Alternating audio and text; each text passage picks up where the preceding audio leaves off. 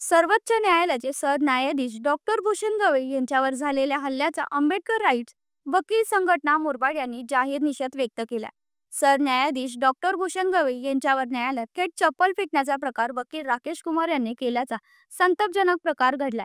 या घटनेचा सर्वत्र निषेध होत असताना मुरबाडमध्येही आंबेडकर राईट्स वकील संघटना मुरबाड यांनी निषेध व्यक्त करीत मुरबाड पोलीस ठाण्यात तसेच मुरबाड तहसीलदार यांना निवेदन देऊन कारवाईची मागणी केली आहे। यावेळी आंबेडकर राईट्स वकील संघटनेचे सर्व वकील पदाधिकारी उपस्थित होते।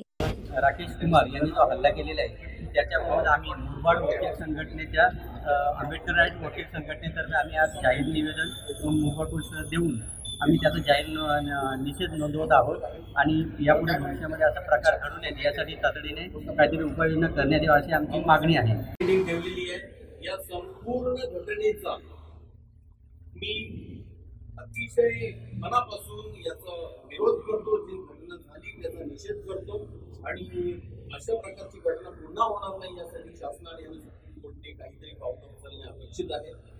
बार काउन्सिल ऑफ महाराष्ट्र अँड गोवाच्या डिसिप्लिनरी कमिटीचा मेंबर या नात्याने आणि मुरबाड बार असोसिएशनचा माजी अध्यक्ष या नात्याने मी आपल्याला अशी विनंती करतो की या घटनेचा निषेध करण्यासाठी उद्या न्यायालयीन कामकाजावर बहिष्कार टाकण्यात यावा। जीवन शिंदे, जनशक्ती, मुरबाड।